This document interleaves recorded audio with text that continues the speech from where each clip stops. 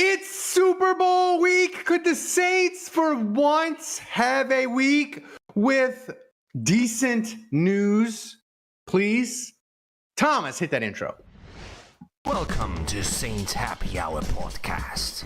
We always have a source. Dave remains quiet because he continues to search for shit that he can't find. Oh, what did NOLA say? Yeah, try to get saved by NOLA. That's a great strategy. Now grab a drink and enjoy the show. All right, everybody, welcome to another edition of Saints Happy Hour Podcast. As always, we are presented to you by Hard Hide, Ponchatoula, Strawberry Whiskey. I'm Ralph Marlboro, joined by Dave, Andrew. Hi to everybody in the chat. We got a bunch of people tonight. We got Aldi Marino, Lewis, Jerry, Fredo, Fresno State, Oppenheimer, Jerry G. Ton of people in the chat. Thanks, guys, for joining us on tonight's show. Does Kellen Moore really have reservations about the Saints job because of the Saints quarterbacks? Can Kellen Moore build a great staff, being that he's not going to start actually hiring people until the Saints actually hire him on Monday? Does Kellen Moore being in the Super Bowl with the Eagles make you more interested in the Super Bowl? And should Goodell have a food taster in New Orleans all week with them? And we'll do trivia and a mailbag. As always, if we reach $100 in donation, I will drink something horrible the patrons have sent me. Dave, I love the patrons. They understand the assignment. I got something. Martell Blue Swift Cognac. That is gigantic. That's what you're drinking first. Brett Martell. Brett Martell Cognac. Yep. Wildberry Vodka. That's the other one. Speaking of drinking, I have successfully completed dry January, and I'm back, boys. I'm back. Well, back. I wouldn't call that a Champagne tonight. That's Celebrate. Torture. So, Thomas, we have a little. You have a little surprise for the people. Yes, sir. If we keep the streak going, why don't you tell them about it? Me? What am I gonna tell them? I botched it already. So Jesus. We got a graphic. We got a graphic on the screen that says Ralph's OnlyHands. I don't know why it's plural. It should be OnlyHand. Yeah, that's right. I can change it if you want. Yeah. I get it. I'll change it next week.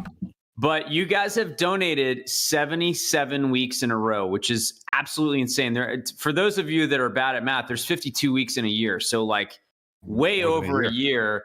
And if we go 27 more weeks hitting the donation goal, we will be at 2 years straight. And we do this podcast. You guys know this. We do this podcast every single week. Every week. So that's like you guys believing in us. That's you guys donating. Obviously, we're doing something right. So that's we are. Incredible. And let's keep it going. As a gift, we're rooting for Tulane and pissing off Oppenheimer. That's what we're doing. Yeah. If we reach 2 years, I said to Thomas, Thomas, if we reach 2 years of donation, you got to do something really special. It's something that the patrons will and our listeners will appreciate and will enjoy. Thomas took that as, let's humiliate the cripple. So what he's going to do if we reach 2 years of the donation streak, I'm going to open up an OnlyFans account. But it's going to be pictures of my crippled hand. Oh my God, this might actually become like lucrative for you because I'm sure somewhere out there there is not just one person, there is a whole base of people that are going to be into this, and they're going to wind up paying. And there's probably not a lot of people. Cerebral palsy hand fetish. Oh my God, this is going to end up. This is going to ruin the podcast. It's going to ruin. I'm going to transition from the podcast to cerebral palsy. Yeah, you're going to ditch us. That's what's going to happen. You're going to be like, not the only transitioning you'll be doing. I've found a new calling. I've found a way to make money that's like 10x what the podcast was paying. That's fucking illegal. I mean, do you know how much money women make off of their feet?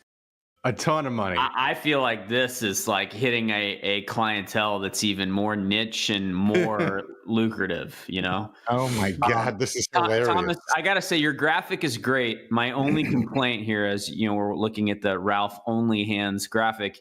My only complaint is Ralph's ears could be a little bit bigger. I thought you were gonna say we needed.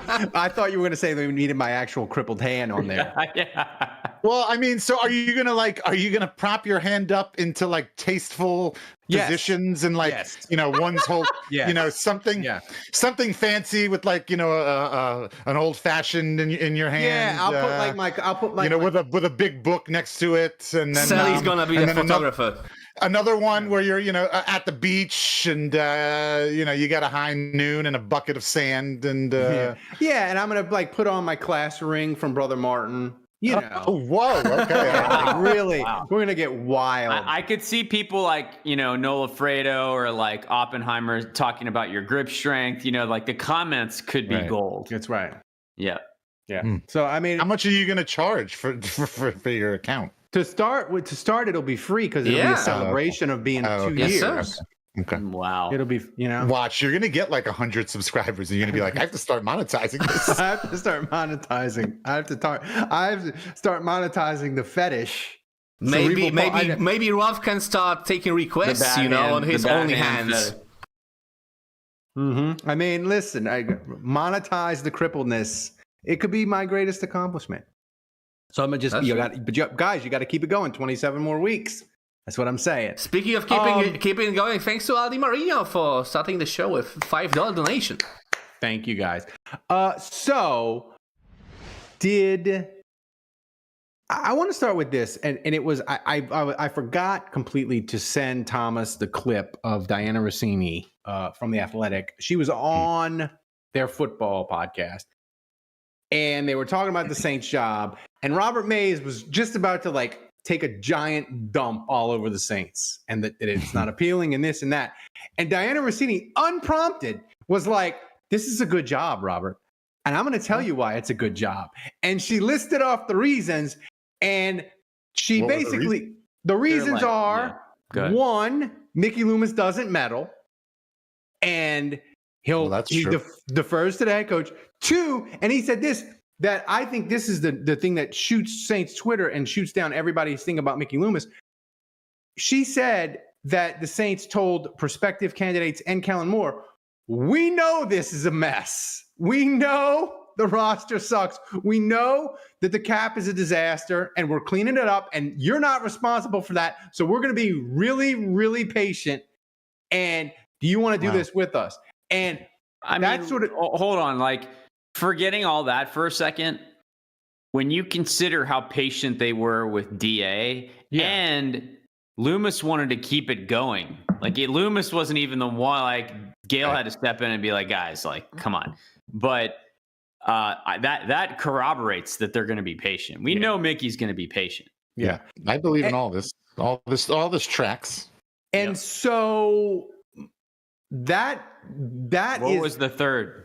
That was it two? I said three. That was the gist of it. Oh, and what were the three? They weren't. Loomis doesn't meddle. They'll be patient. Not three. There's only two. He said there's only two. And that they weren't locked into a quarterback. Like Kellen Moore, you do what you want, right?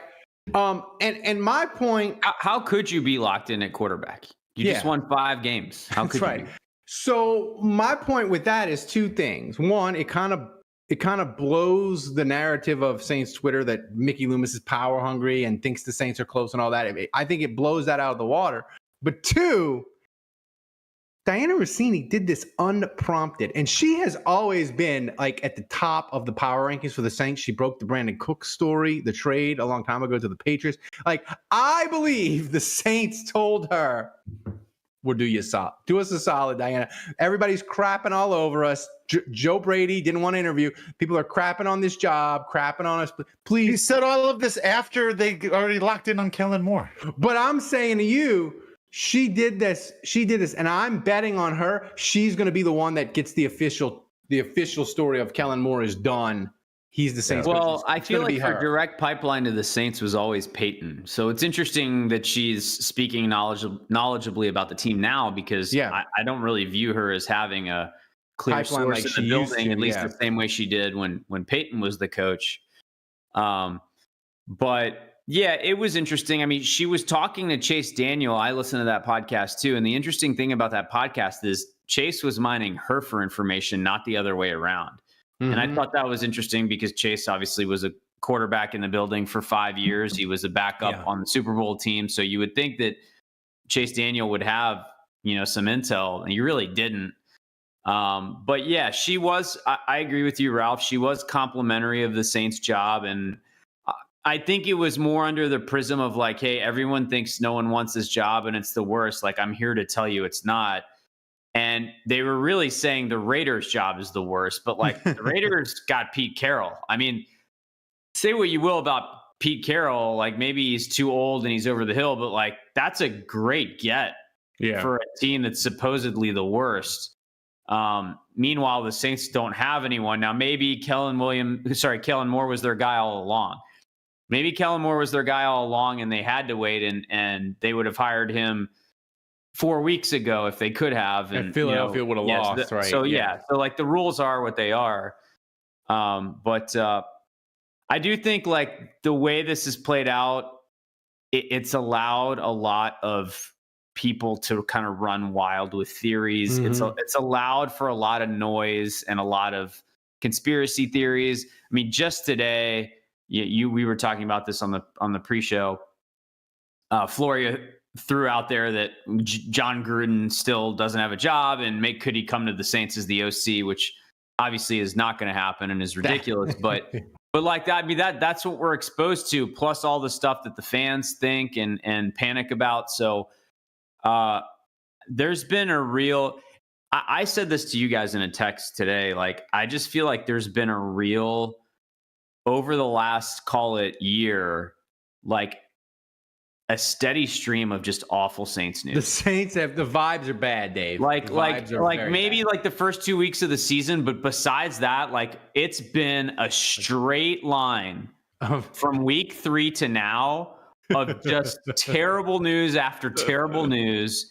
And like, man, we need Kellen Moore hired. We need this so bad. And honestly, like, I'm rooting for the Eagles to win the Super Bowl. Like, I hate the Eagles. I absolutely despise them. I don't like the Chiefs either and the refs and all that. And like, it's annoying. But like, I'm telling you right now, like, we need the wind in our sails of like, oh, yeah. I can't have Kellen Moore, like the Eagles score like 12 points in the Super Bowl, lose 37-12. And then everyone's like, we're getting that guy. Cause then like, even though people right now, like the narrative is we're not going to get him. That's like the negative fans that are still like conspiracy theory. Like the whole mantra is, like they're going to blow it. It's not going to work out. But like if the Eagles lose 37-12 and he looks bad as a coordinator in that game, it's just going to pivot to, well, we got him, but he sucks. Right. So if the Eagles win the Super Bowl, they score a bunch of points, we hire Kellen Moore, that would be the first time since week 2 of the NFL season that something is broken our way. Dave, do you agree with that? Like how important it is for vibes that Kellen Moore... Hold on. Like Andrew just talked for 20 minutes there. I had a whole bunch of... I can't believe you didn't interrupt me. I cannot. I was trying to be nice. It's the new Dave. It's the new Dave. Yeah, wow. It's the new Dave. I've only had one drink, so I haven't... I'm not as obnoxious as I normally am. How does this whole Kellen Moore news breaking thing work? Like everybody knows it's Kellen Moore, so like what's stopping us Saints Happy Hour podcast to just watching the clock as it ticks down in the Super Bowl, and as soon as it hits 0 we just tweet out Kellen Moore's the head coach of the Saints and we just beat everybody? Like how does, like, we all know it's Kellen Moore. Like, are you telling me that like Mickey is like the Godfather and he makes a phone call to one lucky anointed media member and says, do it.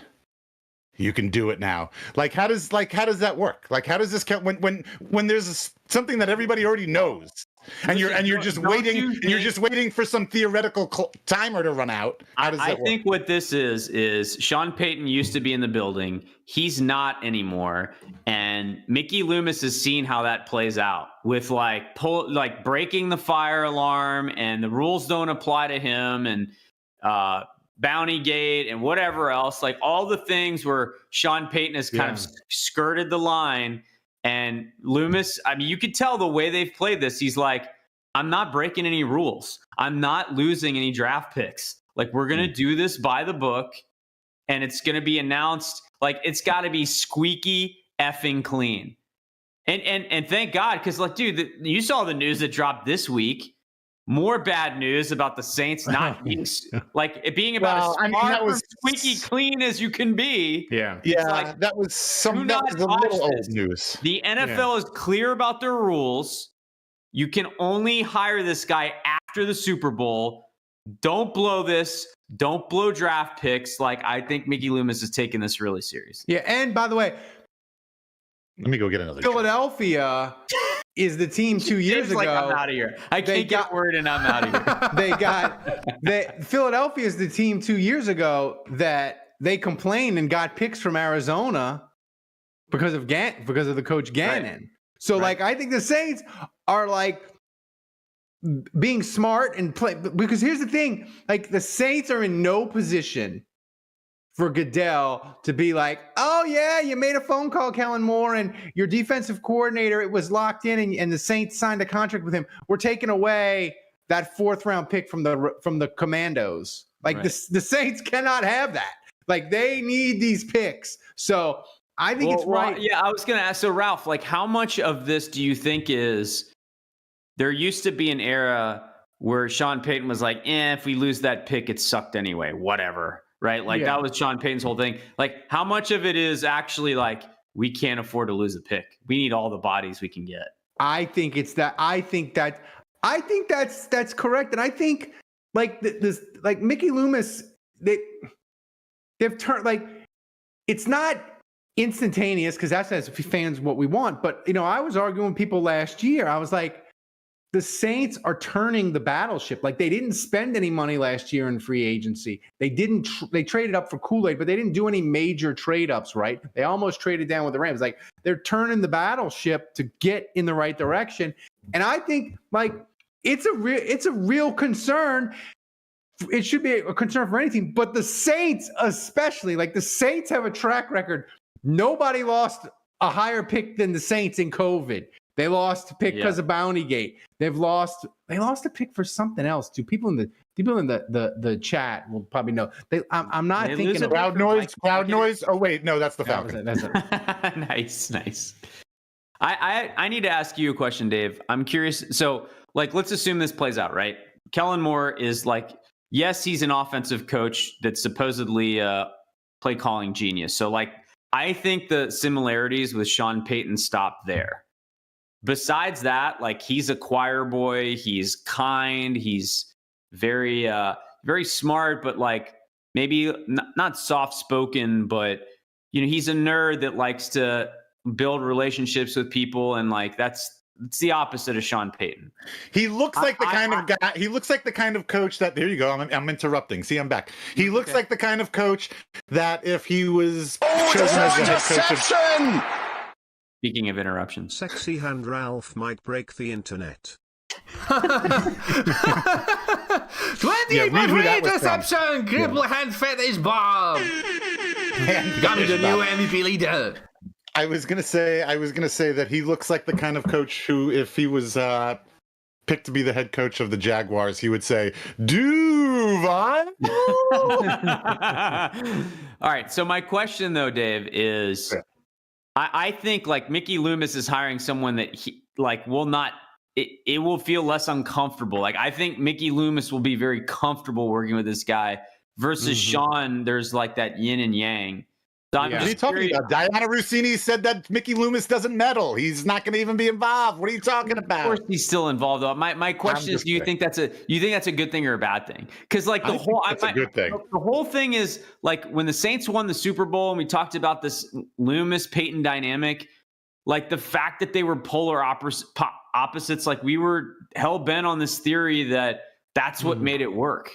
Yeah. I don't even know if they're really polar opposites. I think personally, they got along great, and I think they were friendly and friends off the field. I think it's good. To answer your question, I don't think that the less Mickey, the better, as far as I'm concerned. When it comes to meddling with my football team, coaching decision, hiring decisions, player decisions, drafting, all that kind of stuff. So I'd say, and I think, like Rossini said, for the most part, I agree with her. He's not a meddling GM.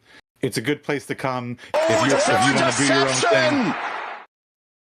I want to see more hand picks, and Dave wearing purple and gold. Whoa! Oh, that's never happened. 65 Buckaroos reception! Wow, Oppenheimer, you do not have enough money. Oppenheimer clearly That sounds like a challenge, Oppenheimer got a good bonus. It sounds like in January. Oh wow! And by the way, if I ever for Oppenheimer, if I ever did that, any money he donates is going to me. It ain't going to Thomas. I'll tell you that much. It's staying in this country. I'm just gonna assume Oppenheimer that it's Blue Swift, that it's the cognac. Oh yeah, I'm gonna go ahead and answer that for I've him. never had. You show people the whiteboard, Ralph. What Oppenheimer told you to. The whiteboard of Oppenheimer last week. Dave bleeds purple and gold under all that green. It was done by my lovely wife. You can see how neat it is. She even had that's two good colors, handwriting. purple and green. Yeah. That looks like writing done by someone with two good hands. Well, yes. Well, yes. The green was written in the color green, and the purple was and gold was. Well, you know what it is, Andrew. That you make a great point. When she writes it out, she uses one hand to write, but she takes like an envelope to help write, so the letters are all nice and straight. So, and I can't do that obviously because I only have one good hand. Those goddamn two-handed, capable people. That's right. Son of a bitch. So here we go. Cognac. I've never had cognac. This is a big. I mean, like, I don't think cognac is something that you normally like just chug. It's not. And also, like, that whole. It's weird because I think you're gonna have issues chugging it because the opening looks very small. It does. I think this is gonna be a 9 personally. Yeah, we'll see. All right. Well, let's see. Wait a second. All right. Yeah, this is worrisome, Dave. That like I'm worried about this. Here we go. Sally, I need help. It's going slow. Wow, that's going slow. Whoa. Yeah, I told you. Oh, I could tell by Close to vomit. Hey, That's Sally, a 9. I need assistance. That by the is shape a of the 9. bottle. That is a 9. That is a. I got a 9er here, huh? No, a 9 is a malot, like, man. Remember that. I New think scaling. Ralph looks like he just got punched in the Look face. at him. Look at that! Taking it like a champ! That. Oh, he's suffering, He's guys. speechless. I mean, He's suffering. it took this one. Your eyes are watering. It is. This one is a 9. Like it took. I don't know what it would take to get a 10. It took. It would took you all to puke. my drunken experience not to spit that back up. Like it just experience, man. yeah, like that. It's coming. It is. Oh, deception! Oh, who let it go? You don't have to be lonely at Ralph's OnlyHands. Nice. Who let it go for? Thanks, man, for 20 buckaroos. Let me update the meter. Yeah, I feel like Duval needs to be a soundbite on the show. Ryan, I am suffering. Ryan, I am suffering. But you know what makes me not suffer? Hard Hide Ponchatoula Strawberry Whiskey, which is a strawberry flavored whiskey blended with aged wheat whiskey, American light whiskey, Cocktail and Sons, strawberry and lemon syrup, fresh strawberries from Jonesdale Farm in Ponchatoula, Louisiana. It's 86 proof. The whiskey is blended and bottled at the Sugarfield Distillery in Gonzales, Louisiana.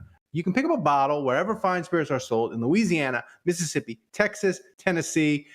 To learn more and to find a location to get a bottle near you, go to hardhidestrawberrywhiskey.com. Hard Hide Ponchatoula Strawberry Whiskey, supporting Saints Happy Hour all football season long. So support the people who support the show. Grab a bottle of Hard Hide Ponchatoula Strawberry Whiskey today. It goes great in lemonade. By the way, being the only host on the show who actually lives in New Orleans, how's the Super Bowl going, Dave? That's what I was gonna say. It's been a while since we had the Super Bowl. 2013 was the last time we had it. Many of you will remember that being the blackout game. But so it's been a while, but it's fun. It's exciting. It's, like there's the city went and tried to clean itself up real quick and painted a bunch of artwork all over concrete and fixed a bunch of roads. But it's exciting this week. They got all kinds of big advertisements up on all the skyscrapers downtown. They've got fancy yachts parked in the river. They've got every day. Is Jen Hale on Arthur Blank's yacht? I don't know. The last 2 days, I have seen one of the teams. This morning while I was playing golf, I saw the Eagles police escort with the buses. They were going to practice, I think, at the facility. Did you wave to Zach Bond? Did you tell him to come back? Yeah. Dude, he has a gigantic forehead. I did not know that. Yeah, he's 5 head. One of the underrated things is the sky. There's so much activity in the sky around the Super Bowl.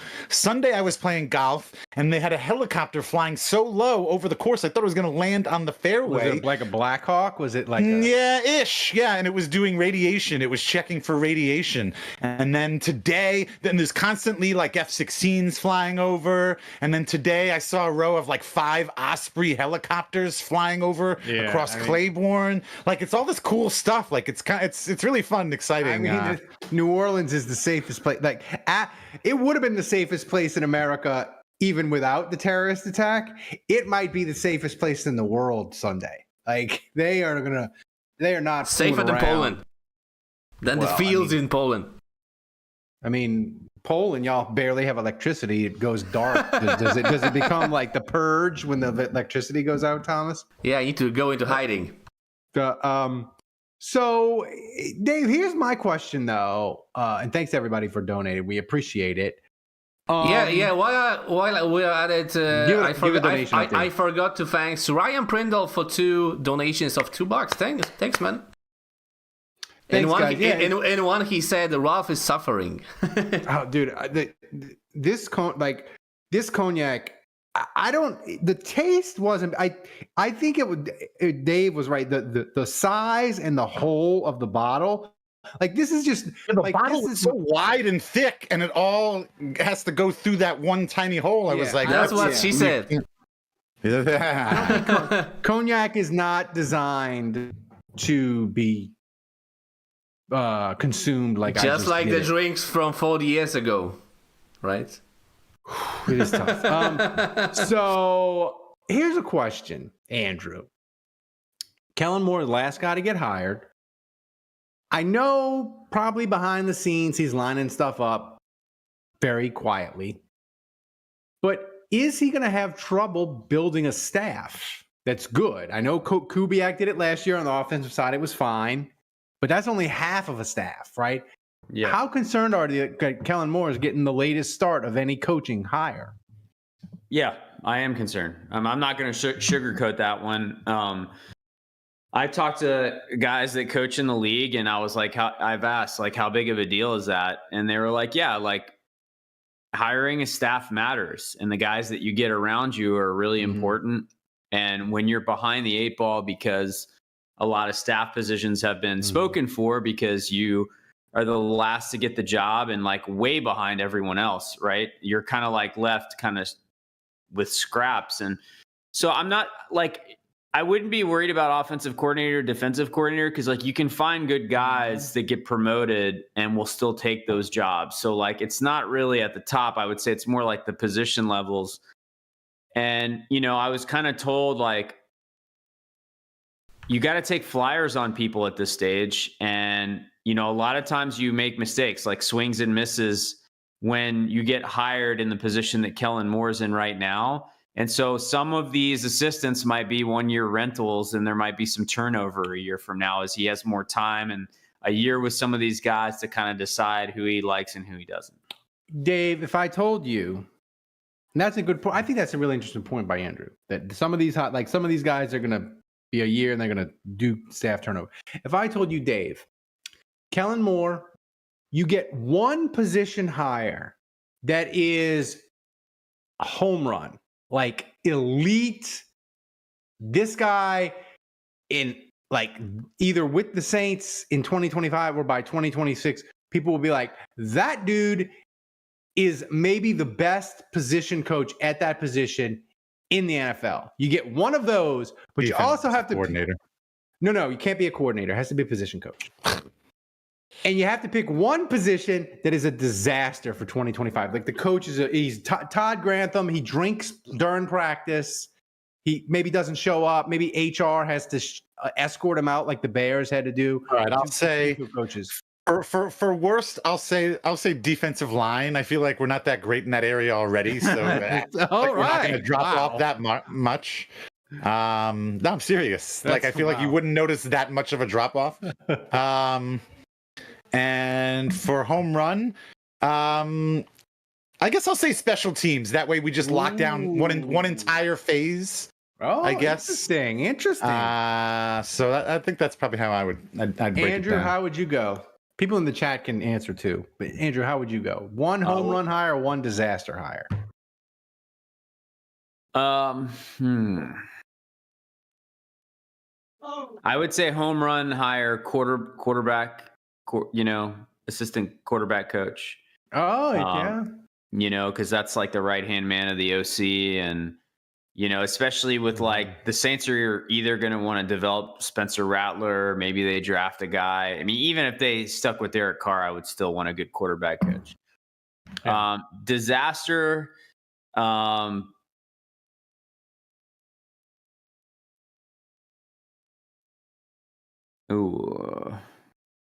guess I would go linebacker coach. Oh, you stole mine. That's what was going to be mine. I mean, because I was thinking what's going to happen with DeMario, but like they have Pete Werner, like they have veterans, so they can coach themselves. Yeah, like even if the coach doesn't know that was my pick too, like linebacker. But my home run, like if you want me to pick a home run, O-line would be good. O-line, like home run, O-line coach, yeah. Like a home run. If you get a home run O-line coach and you get Fuaga to Pro Bowl level, you get Penning to pretty good. You got McCoy already. Maybe he turns Cesar Ruiz and a guard they draft, and you get a really good offensive line coach. You got something there. But I think linebacker being really terrible would be fine. Also, I would actually maybe argue the opposite of Dave and say that like a disaster special teams coach. I don't know. You don't want that. Think of you like you because you're gonna lose like 3 games on like blocked something or a muff punt. Like no way. It's too important. You're just trying to protect Matthew Hayball. Admitted. Yeah, that's true. Actually, honestly, if they bring in a good special teams coordinator, my guy's probably gone. Oh, Matt makes a good point in the chat. Home run hire, defensive line, because we need Foskey to do shit and Brees. I totally forgot is he on this team? Was he injured all last year? No, he was just around. Really? Disaster tight end because we don't have any. Matt made that point. Anybody can coach tight end because we don't have any right now. So they're all hurt. Yeah. Poor Foster Moreau gets hurt on like the last play of the season. I should get an update on him. I'll get an update on him sometime for us. I want to remind people, consider donating via Stream Elements. Type in ! Donate. YouTube, they're the mob. They take 30%. Just click on the link that Thomas has in the chat. That way, when you donate, we get more of it. It's a great way to support the show. And we get a little bit closer to OnlyHands, just a little bit closer because YouTube is taking less. Dave, you mentioned it. Super Bowl is in New Orleans. So I have 2 questions for you. Does Goodell need a food taster for safety reasons all week? And are you more interested in the game because the Saints are going to get a coach that's coaching in it? Yeah. I'll answer 2 first. I am more interested in the game now, and I will be paying more attention to the Eagles' offense than I think I probably would normally to any team's offense in the Super Bowl. But that's with a grain of salt because I'm not going to expect the Saints to be able to do the things the Eagles are doing because the Saints obviously don't have the same horses in the barn that the Saints do. But you can at least look for schematic things, tendencies, that kind of stuff. Oppenheimer, thank you for another $20. Ralph, get ready for your second drink. It's coming soon. Deception! Oh. 2-year donation mark needs to be special. Kevin in wrestling uniform, Andrew full bougie outfit, Dave in purple and gold, Ralph debuts his OnlyHands profile, Thomas live in person on camera. Live. Live.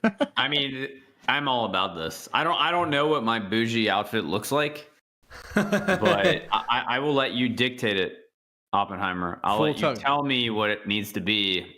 Tuxedo.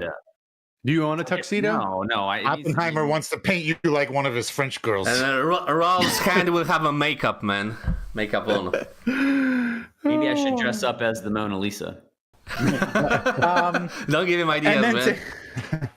And then to answer your first question, Boy, Alan says Juge as Mr. Monopoly. Nice. Man, I need a top hat for that. Yeah, done. You need a top hat and a monocle. Yeah.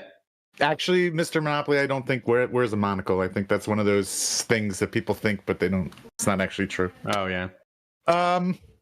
Mr. Peanut wears a monocle. I don't know. I'm not positive, but Google. It's the same thing as like the Berenstain Bears. I'm looking this up right now. Like everybody swears the Berenstain Bears is spelled EIN, but it's not. It's AIN. Anyway, by the way, we are less than $33 away. Wow. Okay. Sadly, it looks like I have a picture of Monopoly Man with a monocle. Yeah. There Let it me is. see. Again. Wrong again, Dave. That is a monocle. Look up. I bet you can find one without one. Yeah, I find some without as well. Yeah. Anyway, to answer the first question about Goodell needing a food taste tester, I'm actually going to give you a really boring answer and diplomatic, and I'm going to say that no, he doesn't, because I'm sure Goodell is eating at only the finest institutes in New Orleans, food institutions in New Orleans. Meat and cheeses. And we are world-class dining, and despite our hatred for Goodell, despite the fact that even if the chef was a season ticket Saints fan and knew he was serving it to Goodell, he still would not let that get in the way of him doing his job as a chef and doing it properly and correct. We are too good of we are a dining city. We are a dining capital. We would never allow that to happen. We would never ruin our good reputation just to kill Roger. Well, actually, you know what? Never mind. Yeah, no, we would. Yeah, we would. Let's do. Well, that.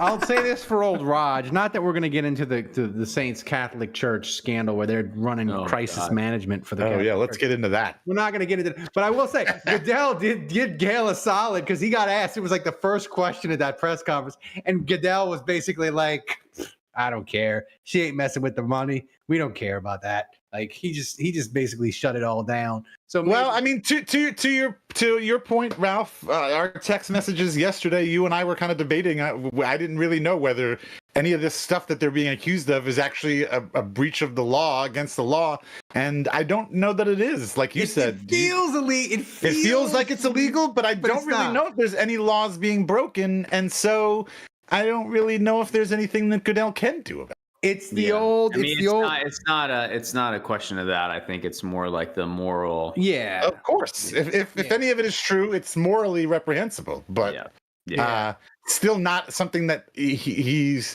would necessarily stick his neck out for. I don't. Yeah, people got mad at me on Twitter because I was making jokes, and they're like, "You can't joke about that." And I was like, Kendrick Lamar just won 2 Grammys. Calling Drake a pedophile. Like, we can make any jokes we want at any time. But I will say this. It is funny that Greg Bensel, the guy whose sole job for the Saints is to make sure they don't have any PR disasters, built and detonated a nuclear bomb PR for them. Like, that's an interesting point. You know, it is also funny that I sent you guys that meme. It's funny that the main visual in downtown New Orleans right now for the Super Bowl is the whole light up thing that they've done on the Catholic Church, the St. Louis Cathedral. The irony is very palpable. As a Catholic, the whole thing is gross. It is gross. And I mean, maybe like Apex, like maybe even like a slightly more offensive, like Bensel used his Saints email account. Yeah. Like it not only is it gross and awful, like it's also extremely stupid. Yeah. The Saints, Andrew, they are so freaking lucky that the special master in that court case like went through all the emails and didn't just do like a massive email dump and dump like every Saints email, make them public. Can you, if Greg Bensel is doing it, can you imagine the horribleness that the Saints old executives are emailing each other that would potentially get them fired? Like they're like, so look, like I would never defend the Saints on this. I actually want to say one thing real quick, which is to talk about the timing of this coming out, because I would never defend the Saints on this. I mean, this hits close to home on a number of levels, and like the big story here, which I think like a lot of what's happened this week is kind of distracted from it, but like there is a sickening problem in New Orleans with kids being affected. Like that's the heart of what's going on, right? Which is incredibly sinister. But you know, this story is 5 years old. This is old news, and you know the timing of this getting leaked. And there were 3 publications, major publications. I mean, it was the Guardian, it was the New York Times, like, and this all like got put out this week, and the Super Bowl's in New Orleans. The Saints are about to try to hire their head coach, Kellen Moore.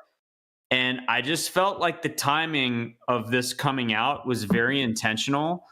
And I'm not making excuses. I'm certainly not defending the Saints here. Like I meant everything I said before that, but like it's also like, why are we hearing about this now? Well, I'll say this, and then we can. Dave, but it was already a story. Like the only like addition. Like, why did the specific email leak now? Well, I'll tell you why what. Now?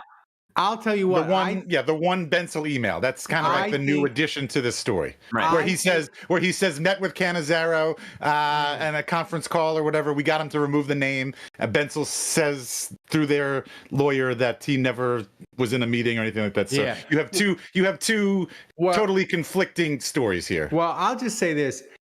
I think it was the people that got it leaked, the one email, I think they strategically were like, we're going to leak it during the Super Bowl week. It'll be a huge story.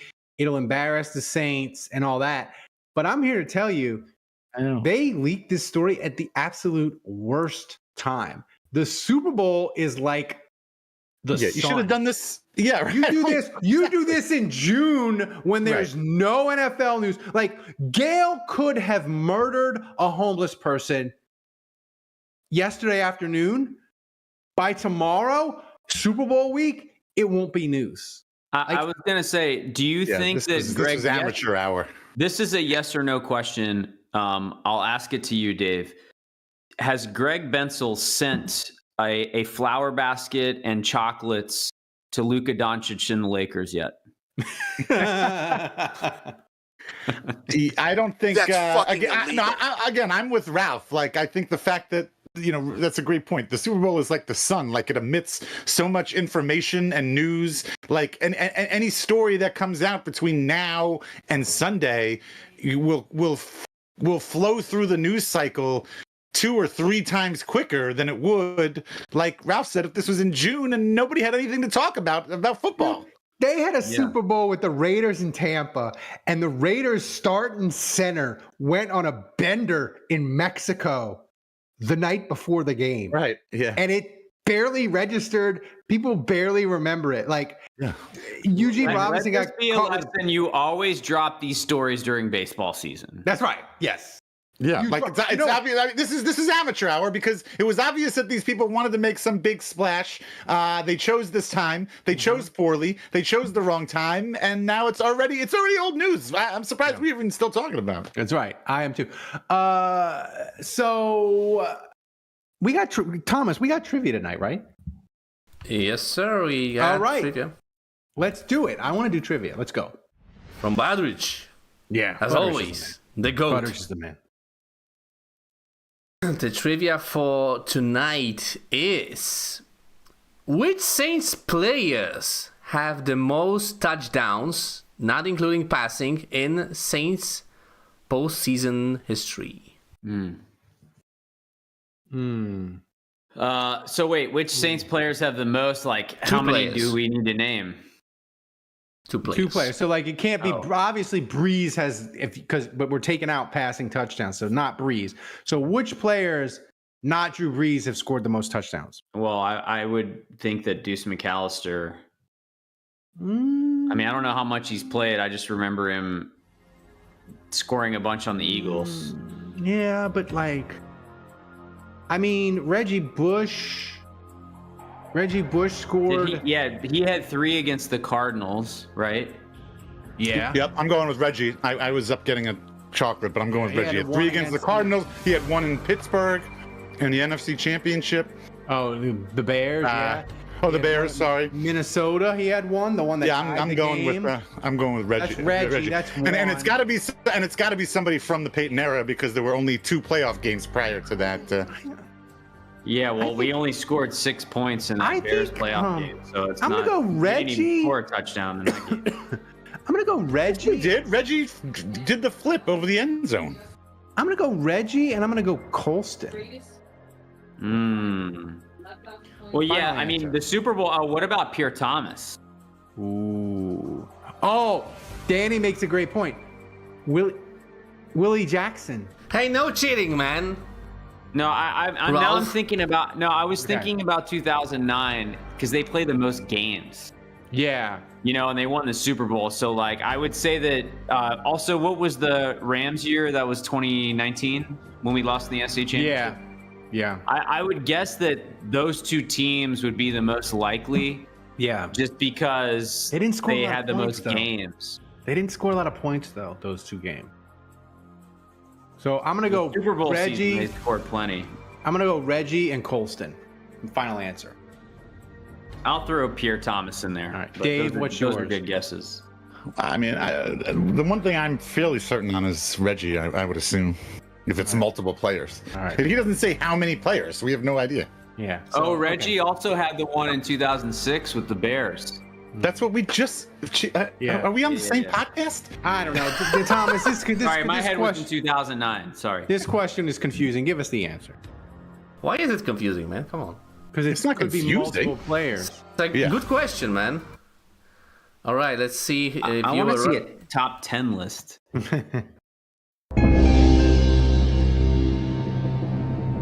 Reggie's got to be on there. Yeah.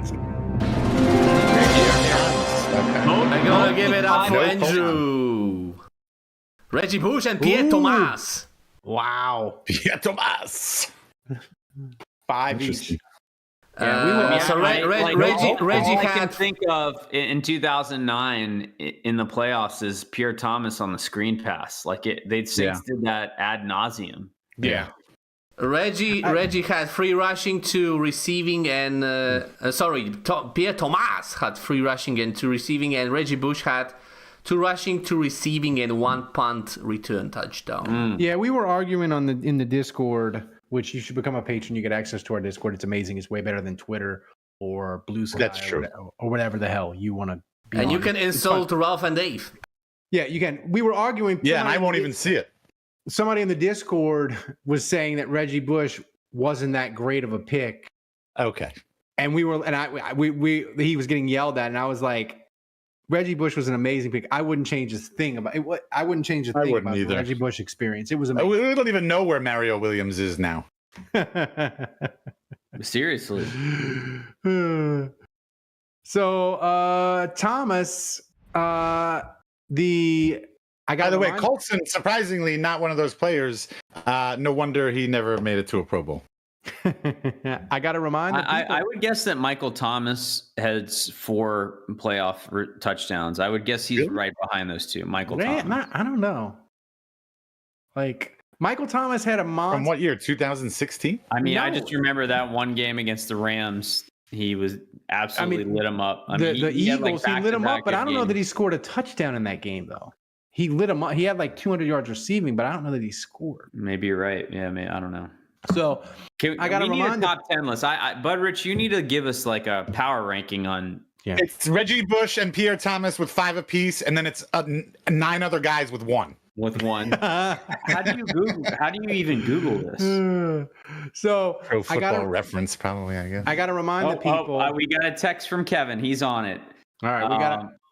Michael Thomas has 4 postseason touchdowns, so you guys can put that in your pipe and smoke it. Kamara has 4. Colston has 4. Devery Henderson has 4. Oh yeah. Willie Jackson has 4. Yeah. And then Jimmy Graham and Darren Sproles both have 3. Obviously, that 49ers game when we came back, I remember Graham and Sproles. That was the year. I think Devery Henderson had like 2 touchdowns against Detroit and 1 against the 49ers. Yeah. Now that I think of it. I got to remind the people, the Saints Happy Hour viewer questions are brought to you by Hard Hide Ponchatoula Strawberry Whiskey. You can pick up a bottle wherever fine spirits are sold in Louisiana, Mississippi, Texas, and Tennessee. To learn more and to find a location to get a bottle near you, go to hardhidestrawberrywhiskey.com. Thomas, take it to the top. Man, I got to say, Kevin, he's not even on this show and he's texting me this. He's got a quick draw. He does.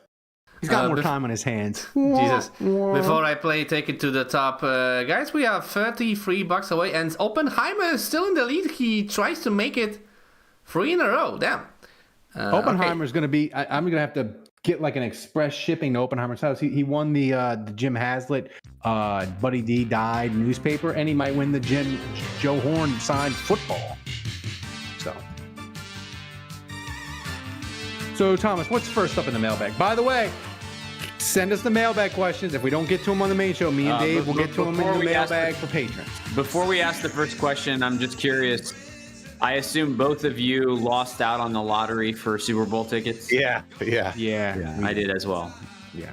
I contacted any inside source I had for Super Bowl tickets. I contacted my buddy who used to work for the Saints, my father-in-law, my buddy that is high up at Caesars.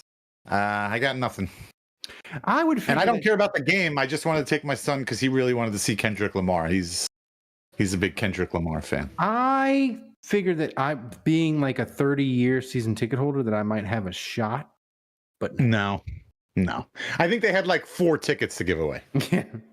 Dude, back in the day, like when we first got Saints season tickets, the Super Bowl tickets was like a big selling point. That like if you get a season ticket holder, you have a incredible chance to get Super Bowl tickets. But now, no, they keep them. So, Thomas, what's first up? All right. So, first question. We had so many amazing questions. First question from the Wicker Man. It's been a while. Yeah. What's up, Wicker? Yeah. What's up? Where you Wicker been, Man. Wicker Man asks, what will the meltdown be like on Saints Twitter if if the Eagles offense gets shut down in the Super Bowl and Moore is announced as head coach next day? I mean, well, first of all, I'm going to stop you right there, Wicker Man, because the Saints Happy Hour podcast will be announcing Kellen Moore as the head coach immediately following the Super Bowl. Stay tuned. Be on Twitter. Even if we're wrong, ready. Like even if we're wrong, we are absolutely. We're not wrong. That's the great thing about this is that we get to be the first to announce it. In fact, let's announce it right now, guys. Kellen Moore, welcome to New Orleans. Your next New Orleans Saints head football coach. Ralph, make that the title of this podcast. We are reporting. Make it the title of the podcast. Yeah. Never wrong, just early. I'm doing it. Breaking news: Kellen Moore to coach the Saints. That's right. I'm doing it. Yeah. Anyway, yeah, I'm thinking about the GIF of the guy who like does the thing with the blinking thing where he's like, yeah. I think that's how I'm gonna look if the Eagles get pantsed. I don't see any way. You have Saquon on your team. There's no way that the Chiefs are gonna shut down. No, Saquon. I will say this: it would be really very Saints. Check the timestamp on this. If the Eagles like moved the ball up and down the field and had like 500 yards, but they turned the ball over like 4 times and they only scored like 13 points. I'll say this: we need we need some good vibes. Like, as Andrew said before, like, it's been since week 3, since the moment Eric McCoy limped off the field. Yep. That was the butterfly moment. That was bad vibes. We need good vibes. We need Kellen Moore hugging Jalen Hurts and Jalen Hurts saying, "I love you, bro. Why don't you stay?" And Kellen Moore says, "No, I gotta go." And like, we need some good vibes, you know. And go ahead, Dave. I'll wait. Go ahead. Well, no, you got an and. You got an and. I was just saying, Andrew. On the flip side, wait, it was and because it was the start of Andrew. No, never mind. I'm going. No, everyone has a hard time listening to Dave. It was the situation, Dave, where if on the flip side of this question, if the Eagles look amazing and they win, and like Saquon is MVP or Jalen Hurts is MVP, guys, doesn't that make the Saints hire look incredible and kind of move to like the Ben Johnson tier of excitement of like, yes, potentially. Oh my God.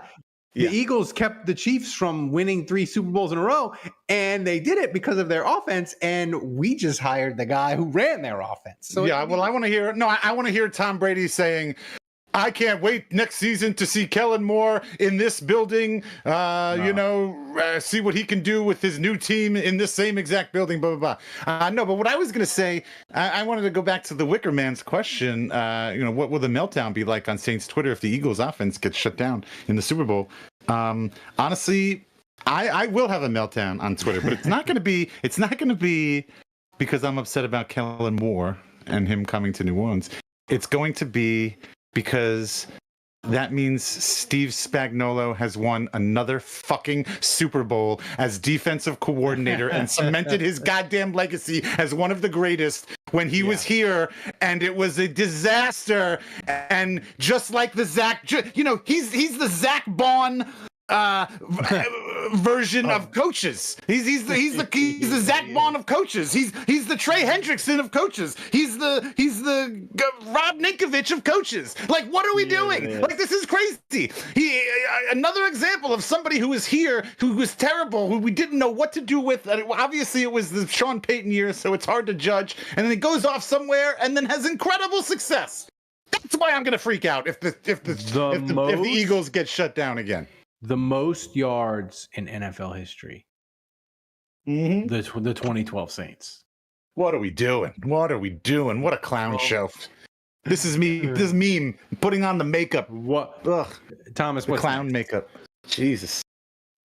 All right, next question. Good question, Wicker Man. Miss you, buddy. Where you at? Next question from Saints Rabbit. The usual. Also, where's the rest of the donations? Come on, let's go. We got 5 minutes left here. That's right. Only 33 buckaroos away from. All right, Saints Rabbit asks, how long before we learn that Ralph is patient zero for the zombie apocalypse after consuming so many questionable things? Again, I have a totally different take. I think that Ralph's body is prepared for the zombie. He might be immune because of all the things he's put in his body. He is totally immune from anything that could infect him and become a zombie. We had a question about the zombie apocalypse and like who would die first, and it was part of our open many years ago. Mm-hmm. Yeah, and it was like, well, no offense, Ralph, but you're going first, and we all laughed. And then it was like the zombies would target Dave because of his sugar blood. Well, I'm with you, Dave. I think we got it backwards. I actually think Ralph would go last because the zombies would go and they would smell him and be like, wait a minute, this isn't human. They bite me and the zombie dies. The zombie turns back to normal. What is this smell? This is Malord.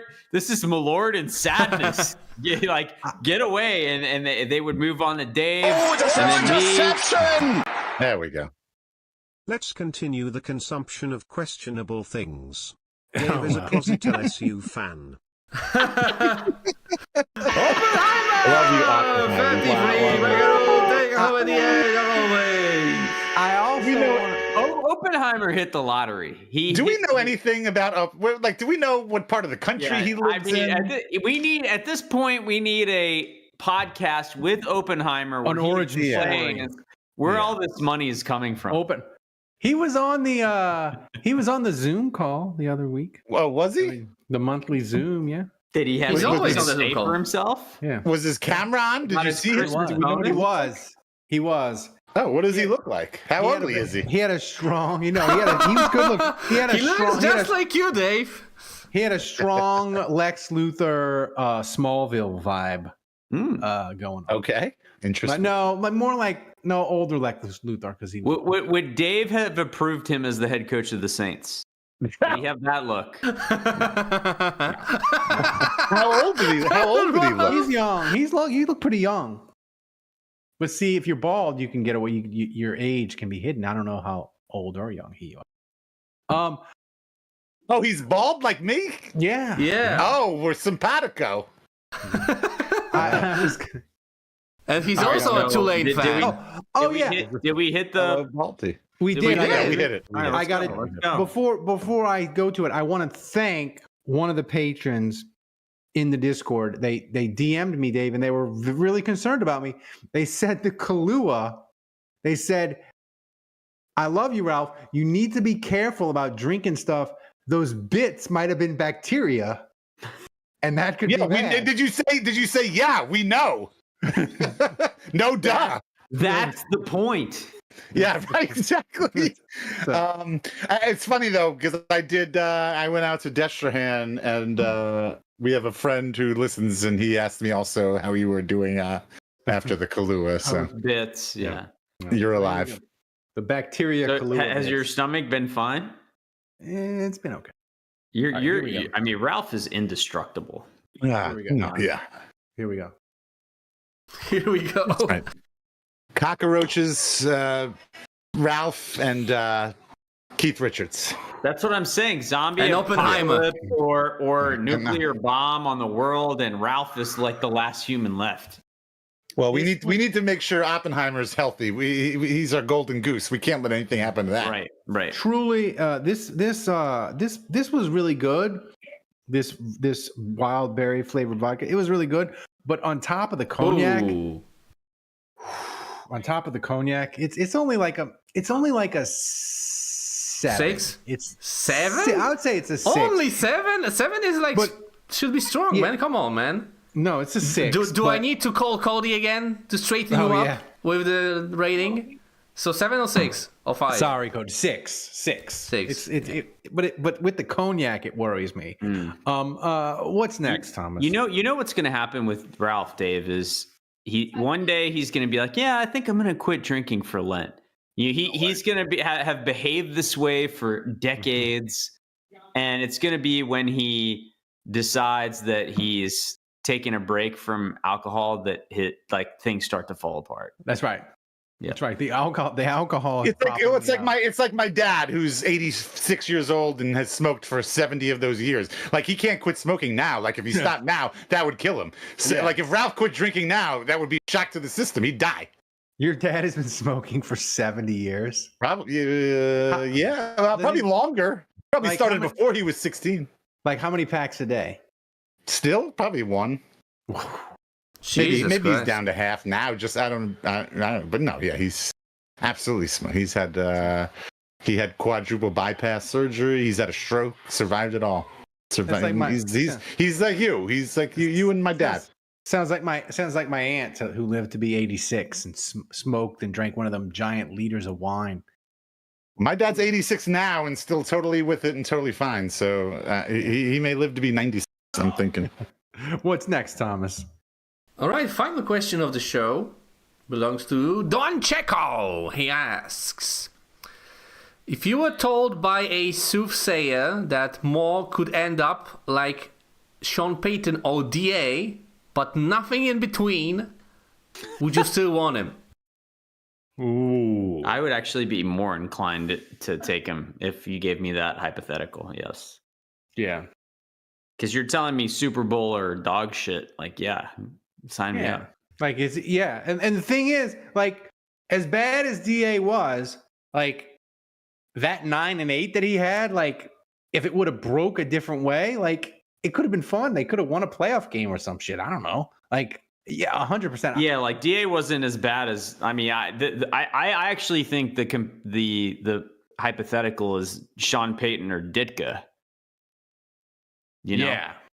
like DA was way better than Ditka. Yeah, like because Ditka. The thing with Ditka is, and I know a lot of people listening to this podcast might say, "Well, I knew that DA was a complete failure and he was never going to win the day they hired him or whatever." But like Ditka, it was clear as day. Like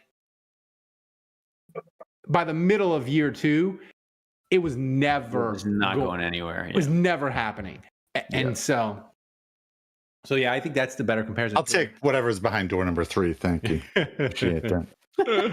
So that's the final question. Thanks, guys. And like I said, keep those questions coming in the Discord because me and Dave will get to the ones we don't get on the main show. We'll get to them in the mailbag, which I love the mailbag because Thomas is always like, sometimes you got to stretch it out. And then we do like 2 questions and 30 minutes later. That's right. We're fine. Thomas, recap everybody who donated on the show. Yeah, thanks guys again for all the generosity. We are on, as you can see, we are on a 78-week donation streak. We are 26 weeks. We have 26 weeks to go for Ralph to open the OnlyHands account. Thanks to sexy.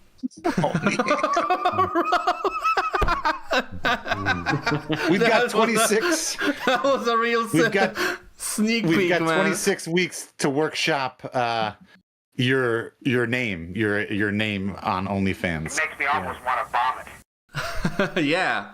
Send the ideas for Ross OnlyFans account. Something that incorporates the Saints and being crippled. Lord Cripple.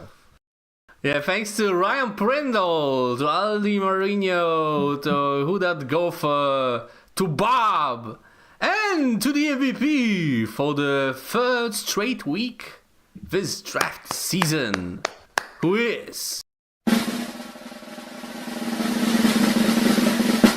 one and only Tulane hater, Oppenheimer! Congratulations! Oppenheimer, I would never tell you how to live your life, but I think the whiteboard messages to Dave need to get more confrontational and angrier. But I would never tell you how to live your life. By the way, we've got a little over a week until my golf tournament, February 13th, English turn. We're pretty much almost sold out. But if anybody out there, actually Oppenheimer, if you want to sponsor, we'll still take some sponsorships. But otherwise, I'm excited about that. And then I also wanted to say, if we were ever going to do hot seat, cool throne, my hot seat, like if we're going to rip off, pardon my take, my hot seat today is racism. We did it, guys. We ended it. The NFL is taking it out of the end zones. We're done. We did it, boys. New Orleans Super Bowl.